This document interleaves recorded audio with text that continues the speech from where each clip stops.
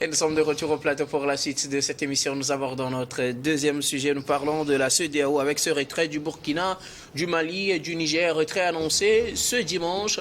Retrait avec effet immédiat de cette organisation sous-régionale que ces trois pays du Sahel accusent de ne les avoir pas aidés au moment où ils en avaient besoin, mais que l'organisation s'est acharnée sur eux avec cette affaire de coup d'État. Au final, ces trois pays décident de sortir de la CEDEAO. Quelles en peuvent en être les conséquences? Nous en parlons, mais bien avant, sûrement que nos invités auraient quelque chose à dire sur le cas Sénégal, puisque je vous ai coupé à la fin, puisque le temps était contre nous pour marquer la pause, Rodrigue. Et je ne sais pas si vous voulez dire quelque chose rapidement sur le Sénégal avant qu'on ne parle de la CEDEAO avec les pays du Sahel. Non, moi je dis, le défi aujourd'hui pour le peuple sénégalais, c'est de rétablir la démocratie qu'on citait en exemple à ce pays. Et rétablir la démocratie de ce pays, c'est d'œuvrer à ce que le scrutin présidentiel soit vraiment crédible, soit vraiment transparent, soit vraiment démocratique et soit vraiment inclusif, plus ou moins, parce qu'on a déjà une idée sur le nombre de candidats retenus. Donc, il n'y a pas moyen de faire rétropédalage pour qu'on dise demain que Ousmane Sonko est candidat, ou etc., etc. Donc, l'idéal qu'on souhaiterait, c'est beaucoup plus la transparence, la crédibilité en toute démocratie de l'expression donc populaire. Maintenant, l'autre chose qu'on peut également souhaiter, c'est l'accessibilité du terrain à tous les candidats. Parce qu'on se connaît en Afrique, les gens peuvent aller où ils veulent, mais d'autres, par contre, sont empêchés, même des fois, de sortir de leur propre maison. Et on risque même d'empêcher les gens de sortir de leur chambre.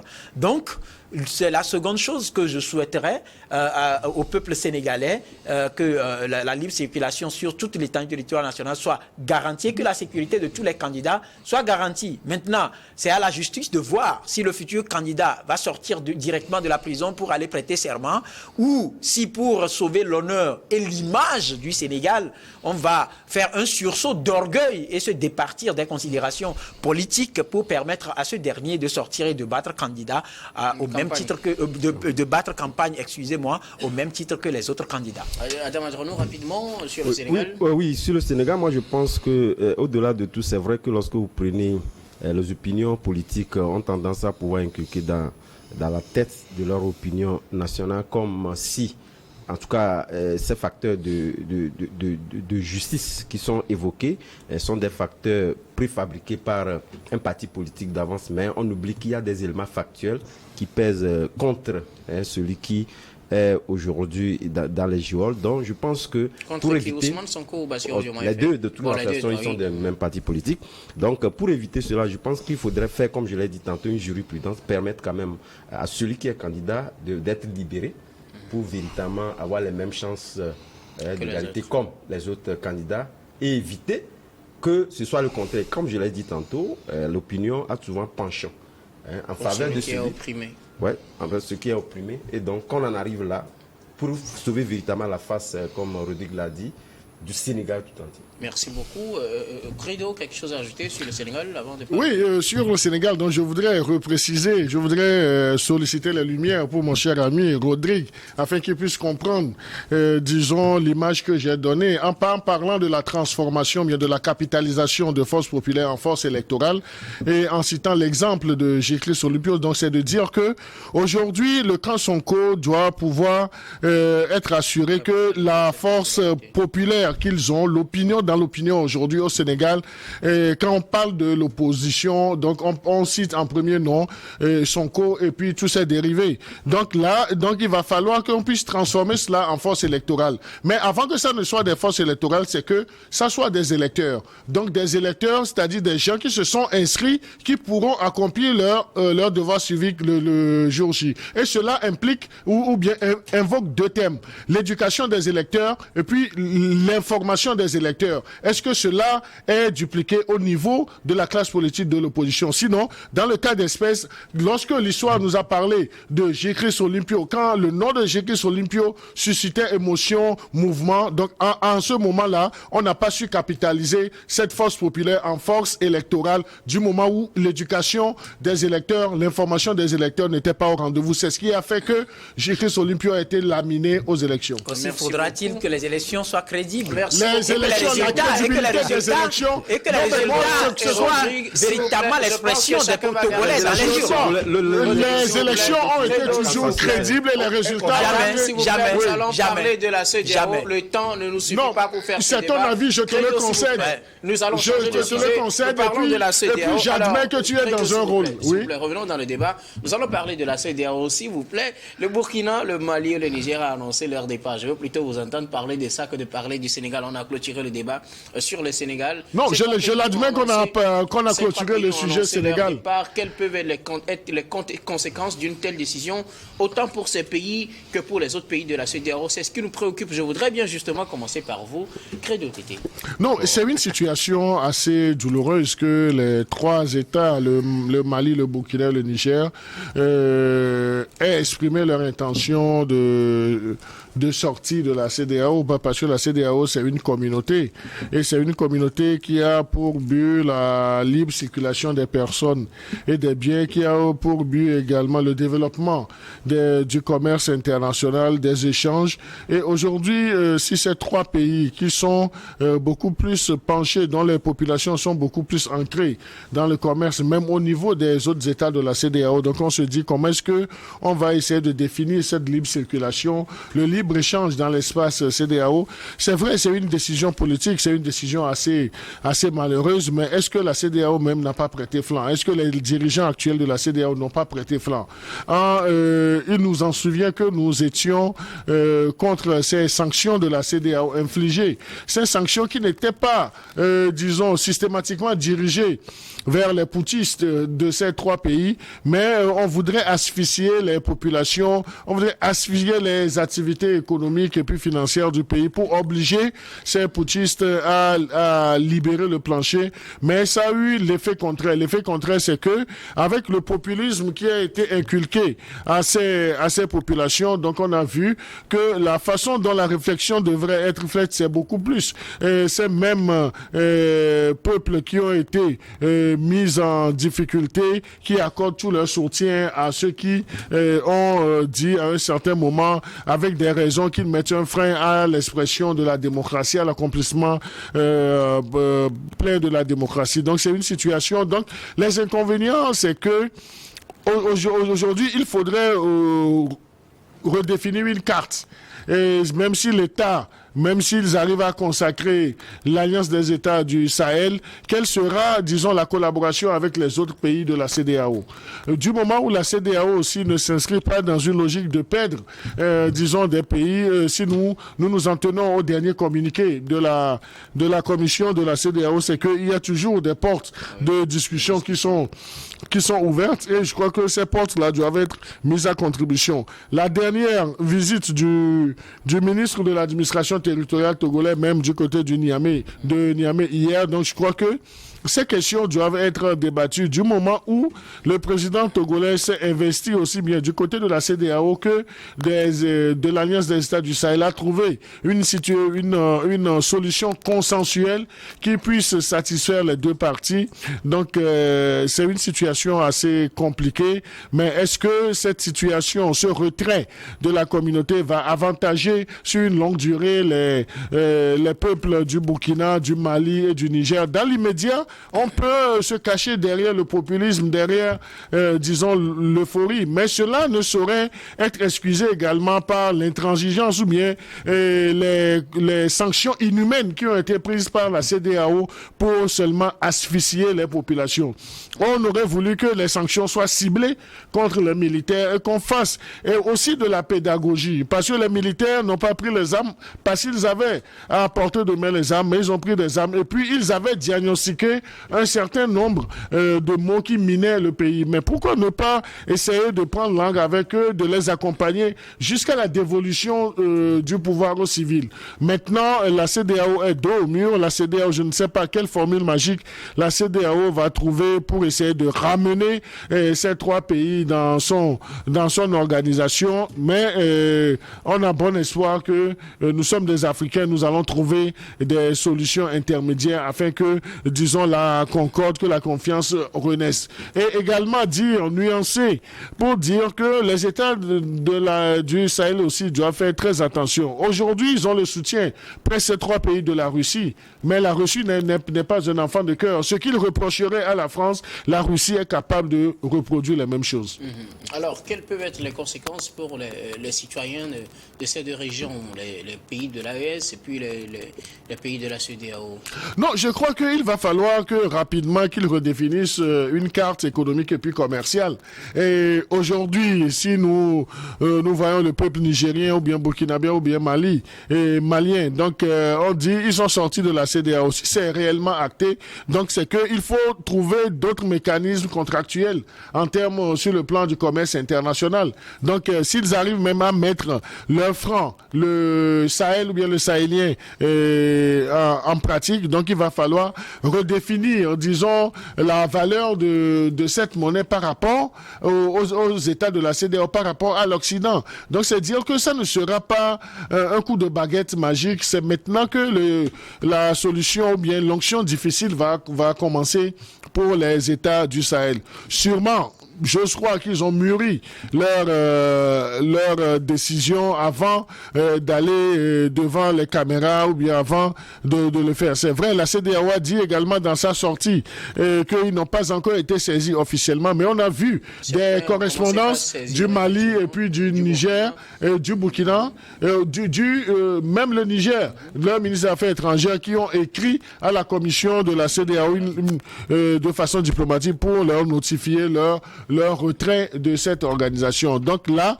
ça peut être considéré également comme une manière de faire pression sur les actuels dirigeants de la CEDEAO afin que des discussions soient véritablement engagées. Et on va voir. Est-ce qu'on peut avoir l'espoir qu'il y aurait des discussions et que ces pays ne vont pas partir? Nous sommes en diplomatie. Vous allez voir que à quelques minutes de l'expression de cette sortie de la CEDEAO, des États du Sahel de la CEDEAO a réagi à travers un communiqué en disant il y a cette ouverture, on peut encore discuter et puis négocier. Donc là, s'ils arrivent avec le concours de la médiation, ils peuvent s'asseoir. Quelles doivent être les revendications, les implications de chaque partie? Donc c'est à eux de déterminer. Mais sachons, raison garder, la CEDEAO, on peut reprocher des choses au chef d'État de la CEDEAO, mais si nous considérons l'entité CEDEAO, on peut réformer l'entité CEDEAO de l'intérieur. Merci beaucoup à vous, Credo Tété, Rodrigue Aego. Les 3 pays du Sahel, Burkina, Mali, Niger, ont annoncé ce dimanche leur retrait pur et simple de la CEDEAO. Plusieurs proches à l'endroit de la CEDEAO. Et ils disent que ce retrait avec effet immédiat, et dans un premier temps, la CEDEAO, comme Credo l'a souligné, avait dit qu'elle n'avait pas reçu de notification officielle. C'est désormais chose faite. À quoi doit-on s'attendre? Quelles peuvent être les conséquences d'une telle décision? Et puis, comme je le demandais, est-ce qu'il y a encore de l'espoir qu'une discussion puisse ramener ces pays-là dans cette organisation? Une discussion pour ramener ces pays dans cette organisation, des discussions, oui, mais pour ramener, je ne pense pas. Je ne pense pas. On a mis beaucoup de temps à attirer l'attention de la CEDEAO. Moi, je suis des organisations de la société civile qui ont, depuis plusieurs années maintenant, depuis, je dirais, 2000, comme ça, commencé à appeler la CEDEAO à faire des réformes profondes pour éviter la situation actuelle. Et ces réformes profondes était beaucoup plus lié à la révision du protocole additionnel de la CEDEAO pour aller à la limitation des mandats. Souvenez-vous des mobiles qui ont été avancés par les militaires en prenant les pouvoirs. Ce sont des mobiles liés à la mauvaise gouvernance. Ce sont des mobiles liés à la gabégie à la tête des États. Ce sont des mobiles liés au détournement de deniers publics. Ce sont des mobiles liés au blanchiment d'argent. Ce sont des mobiles liés à l'insécurité. Et donc, quand vous prenez le Mali, c'est beaucoup plus la vie de sultane que menait le fils du président Ibeka à l'époque, qui a frustré les gens à un niveau où, oui, à un niveau où les militaires ont saisi l'opportunité pour prendre le pouvoir. Vous avez vu tout ce que ça a organisé au domicile ou dans les maisons de Ibeka et lui-même et ses enfants. Vous avez vu les enfants nager parce que ces enfants n'ont jamais vu la piscine de leur vie. Et pourtant, ils vivent à côté de ceux qui s'offrent une vie de sultan. Tous ceux qui baignaient dans l'insolence totale en matière comment dirais-je, de belle vie avec les moyens de l'État, justement, qui devait contribuer à mettre en place des structures sociales de base qui doivent permettre au peuple malien le mieux-être. Mais ça, la CEDEAO n'a rien dit. On parlera de souveraineté entre griffes des États. Quand vous prenez le Burkina Faso, la CEDEAO est restée spectateur de combien d'années? De plus de 27 années de gestion du pouvoir par Blaise Compaoré. Et les 27 années sont couronnées par quoi? Vous savez que l'assassinat de Thomas Sankara est resté comme une boulée dans la gorge du peuple burkinabé. À ce jour, le sujet continue encore d'être débattu. C'est en cela d'ailleurs que les peuples ont tendance à voir en le capitaine Traoré, on peut dire, voilà. Et donc, il pense que c'est un Sankara qui est revenu pour redorer les blasons de ce pays des hommes intègres. Quand vous prenez le Niger, c'est beaucoup plus, les reproches tournent beaucoup plus autour des accointances avec des puissances étrangères pour brader les ressources du pays et tout en alimentant le terrorisme. C'est pour ça d'ailleurs que les griefs portés contre le président déchu sont notamment liés à une question de haute trahison. Et donc, quand vous prenez tous ces aspects, lorsqu'on a tiré l'attention de la CEDEAO, si on va à la limitation des mandats, vous allez voir que le jeu électoral sera plus ou moins inclusif. Et le président, prenez juste les pays anglophones d'Afrique. Quand vous prenez les pays anglophones, quelles que soient les situations, prenez l'exemple du Ghana à côté. Après chaque élection présidentielle, ça ne veut pas dire qu'il n'y a pas de litige. Oui. Il y a toujours des procès qui pendant devant des contestations. Mais parce que les gens savent que après le second mandat, il n'y a plus possibilité pour le président, tout puissant qu'il soit à un moment donné, de rempiler, il va partir. Donc, on se fait confiance, on se dit, mais même s'il a fraudé, il va partir. Quand vous prenez le Nigeria a toutes les raisons de sombrer dans la violence. Mais par ce principe unique de limitation des mandats, on attend que ça finisse, il va partir, quelqu'un d'autre va arriver. Prenez le Libéria avec la leçon de George Weah donnée à ses aînés. Et quand on va prendre un pays comme la Côte d'Ivoire, où le président dira tout simplement qu'il n'y a personne pour diriger ce pays à part lui, parce qu'entre-temps, les autres qui sont des dauphins ont été de façon extraordinaire, comment dirais-je, dégagés de la course par on va dire par le destin de la mort, que ce soit artificielle ou organisée, en tout cas c'est la mort qui les a ôtés. Quand vous prenez un pays comme le Togo où durant combien 37 ans le père a dirigé le pays et le fils prend bientôt 20 ans, on en est là. Donc ça veut dire que quand vous prenez les griefs que ces pays portent, ça se rattache à ces éléments-là que je pointe du doigt. Parce que dans l'organisation, il y a des super présidents qui peuvent se comporter comme ils veulent à la tête de leur pays, mais pour les autres, Maintenant, la CEDEAO, dans la qualification des différents coups d'État, quand il y a eu le coup d'État au Mali, on a vu ce que ça a donné. Quand il y a eu au Burkina, on a vu ce que ça a donné. Quand il y a eu ça, comment dirais-je, en Guinée, on a vu ce que ça a donné. Et après, au Niger, on a vu ce que ça a donné. Mais quand vous prenez les différentes condamnations de la CEDEAO, ça a été fait à géométrie variable. À un moment donné, c'est un peu comme une course de sauvetage d'un syndiqué en difficulté. Et tous ces éléments ont été on fait le lit à la situation actuelle. Venons à la thèse monétaire, par exemple. Quand vous prenez la situation monétaire, des voix se sont élevées, y compris les voix d'éminents économistes pour dire qu'on ne peut pas être indépendant et quelqu'un sera en train de gérer notre portefeuille. Pensons à une autre monnaie qui va nous procurer beaucoup plus d'indépendance et nous donner un peu de marge de manœuvre sur le marché et de l'économie. Mais on a parlé de ECO et comme un coup de baguette magique, on a le major des chefs d'État, des chefs cantons, je dirais, de la France en Afrique, son Excellence, je crois qu'il ne faut pas abuser. Qui s'est levé de façon tout à fait solitaire pour aller proclamer la monnaie alors que les réflexions étaient encore dans les officines de la CEDEAO. Donc, quand vous prenez ces éléments-là, ce sont des éléments qui ont fait le lit à ce débarquement de ces 3 pays. Maintenant, les conséquences, je ne sais pas si le temps le permet.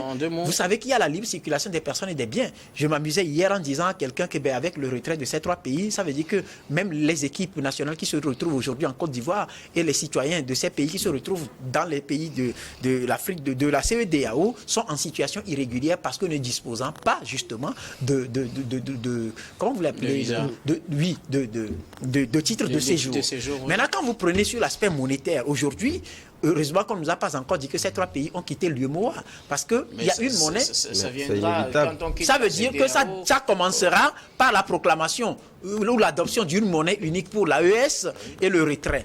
Mais comprenez justement que la quête de la liberté fait poser des actes à tous ceux qui aspirent à en avoir. Et la CEDEAO ne peut que s'en prendre à elle-même, mais je suis d'accord avec Credo, les réformes peuvent être faites si la conférence des chefs d'État est vraiment conséquente et décide de réparer les torts, on peut accélérer le processus, remettre en place, parce que l'autre grief également, c'est que la CEDEAO soit manipulée de l'extérieur et que les décisions prises ne sont qu'en réalité le refrain des hymnes ou du chant fredonné par quelqu'un à l'extérieur. Merci beaucoup à vous, Rodrigue. Adam, quelles sont les conséquences de ce retrait et est-il possible aujourd'hui que par une certaine négociation, on retourne à l'étape initiale avec ces États-là qui soient toujours membres de la CEDEAO, puisque au niveau de la CEDEAO, ce n'est pas encore acté. La CEDEAO n'a pas encore, peut-être, je ne sais pas si validé sera le thème, mais bon, c'est quelque chose comme ça. Oui, je pense que cela aura des bouleversements de fond, d'un point de vue structurel, mais également d'un point de vue géostratégique, qui peut se convertir par, de mon point de vue, des agendas non exprimés par ces pays, ou en tout cas certains d'entre eux. Vous savez, je faisais partie de ceux qui avaient prédit entre-temps que le Mali est en train de s'armer et lorsqu'il finira, il mettra en brèche ces accords d'Alger. Je pense que cela est advenu et je pense que lorsque vous prenez sans prêter d'intention aux actes et faits de ces pays-là, je pense que le retrait de la CEDEAO est une émanation. Lorsque vous prenez les 2 cas de figure, d'une manière ou d'une autre, cela adviendra. Parce que lorsque vous prenez d'abord ces forces de mal-là qui se réclamaient ou qui réclamaient une portion du territoire, nous avons vu l'État de l'Azawad qui était là, l'État de l'Azawad qui, à un moment, voulait se structurer, etc., n'a jamais manifesté l'adhésion de la CEDEAO, mais c'était une portion de la CEDEAO qui était donc affectée. Ça veut dire quelque part que ces pays-là ont pris le temps d'être assez résilients et ont compris que lorsqu'on prend le temps avec ces sanctions, moi je ne dirais pas des sanctions inhumaines, c'est de toutes les façons, je pense que ces sanctions-là ont été signées également par ces pays-là. Lorsque vous commettez des fautes, il faudrait quand même que la CEDEAO puisse donc sanctionner ces pays-là. Ça n'a pas été en tout cas des positions unilatérales prises par certains pays, excluant dans ces pays-là. Eux-mêmes avaient signé ces conventions et ces conventions-là étaient donc appliquées contre eux. Donc moi je pense qu'on ne pourrait pas parler donc de sanctions inhumaines. Quoi qu'on dise, c'est vrai que cela affectait naturellement la population, plus ou moins, c'est vrai. Et lorsque vous voyez véritablement que on veut véritablement parler d'un État intégré, on ne peut pas parler d'un État intégré à partir du moment où les États n'ont pas assuré l'intégrité même de leur territoire. Et c'est de ça qu'il s'agit. Et on était, je faisais également partie de ceux qui estimaient que pour avoir cette intégrité, parler véritablement d'une CEDEAO intégrée, il faudrait véritablement qu'on ait des outils, qu'on ait des éléments factuels qui permettent véritablement de lutter contre ce terrorisme, ce que n'a pas fait la CEDEAO entre-temps. Et dans ces pays-là, ont pris leur mal en patience, ont essayé donc de pouvoir être résilients face à ce terrorisme qui continue pas battre aujourd'hui, même si se sont essoufflés, ça véritablement que l'intégrité du pays est plus ou moins assurée dans un futur proche. Mais au même moment, donc, lorsque nous les prenons, moi je pense que lorsque les gens estiment que la CEDEAO est dos au mur en faisant en sorte que de pouvoir encore ouvrir des voies de négociation avec ces pays-là, cela fait partie intégrante quand même de la structuration de la CEDEAO. C'est comme une divorce conventionnelle. Le divorce, on dit, la règle, c'est d'unir les gens. Mais l'exception, c'est en tout cas aller au divorce. Donc la CEDEAO est dans cette logique-là, pas en tout cas dos au mur, mais il sait véritablement donc de pouvoir ouvrir cette brèche-là tout en maintenant. Mais j'ai dit ici, lorsque la question était également posée, je disais, ce n'est pas l'effectif des pays qui fait en tout cas l'efficacité des actions.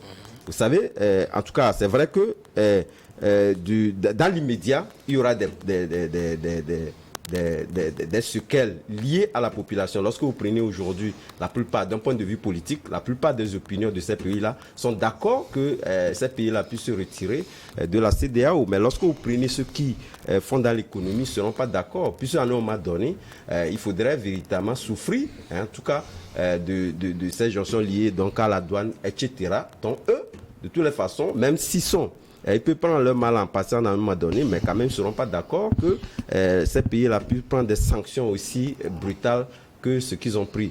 Mais je l'ai dit tantôt en disant que je ne vois pas le fait que ces trois pays-là se réunissent dans l'alliance des pays du Sahel, que cela puisse avoir. C'est vrai que, en tout cas, ils auront quand même des éléments pour restructurer cette alliance-là et avoir, en tout cas, des échanges, que ce soit au niveau de la CEDEAO que dans l'UMOA. Donc, de toutes les façons, pour aller vers l'efficacité. Parce que, je l'ai dit tantôt, lorsque vous prenez ces mêmes pays qui ont fait des coups d'État, là où il y a eu reconstruction, ils ont eu à pouvoir donc reparler de leur constitution, voyez-vous quand même que le coup d'État était les axes prioritaires. Ils ont dit, il n'y aura pas de coup d'État. Lorsque vous faites coup d'État, il y aura tel. Ça voudrait dire quelque part qu'eux-mêmes sont contre. Mais, ils vont poser la voie pour que les gens ne le fassent plus. Mais bien sûr. Donc, nous nous retrouvons pratiquement dans la même situation. Alors, et moi, je ne trouve pas qu'il y ait véritablement, en tout cas, comme les gens essaient véritablement de le dire, qu'il y aura véritablement en tout cas, des points qui puissent donc aller vers les frustrations. La CEDEAO fera ce qu'elle peut, et cela fait partie intégrante des accords de la CEDEAO pour négocier. Mais de toutes les façons, lorsque ces pays se réunissent... Vous croyez qu'ils vont revenir? Non. Bon, de toutes les façons, comme je l'ai dit, parce qu'eux-mêmes ont pris le temps d'être résilients face à ces sanctions. Ils ont eu quand même la tête haute. Donc, il n'y a pas de raison de dire que voilà, nous-mêmes nous sommes autosuffis à un moment donné. À quoi bon d'être encore dans la CEDEAO si on peut se regrouper ensemble? Donc, c'est ce qui a conduit à ces pays de se dire quand même on peut être ensemble, continuer par traiter, parce que la CEDEAO traite avec l'Afrique centrale, avec des accords aujourd'hui. De toutes les façons, on arrivera à la même chose. Il y a les CAF qui permet cette libre-échange-là. Donc que ces pays se retrouvent. Moi, je ne vois pas. Il n'y a même pas de... Oui, il n'y a pas de débat. Quelque chose oui, non, je voudrais juste nuancer quelques propos de mon cher ami Adam. Lorsqu'il ne voudrait pas entendre parler de sanctions inhumaines, ce sont des sanctions inhumaines que la CEDEAO avait prises. Et ces sanctions inhumaines prises par la conférence des chefs d'État prédéfinissaient des moyens de coercition pour obliger les militaires au pouvoir à rendre le pouvoir aux civils. Donc là, ce sont des sanctions inhumaines en ce sens que ce sont les populations de ces pays qui sont visées. On aurait mieux fait de prendre celles de nos pays aussi. Et celles de nos pays, si nous considérons le volet commerce international avec la libre circulation des personnes et des biens. Ce que nous disons, la CEDEAO avait tellement fait fort et dans la précipitation a pris des sanctions inhumaines. On aurait pris des sanctions ciblées contre les auteurs de ces coups d'État qu'on comprendrait. Mais jeter en pâture les populations de ces États du Sahel, donc c'est là où nous parlons de situations assez inhumaines. Merci beaucoup à vous. Nous allons marquer la pause pour le journal, puis on revient juste après pour la suite de cette émission.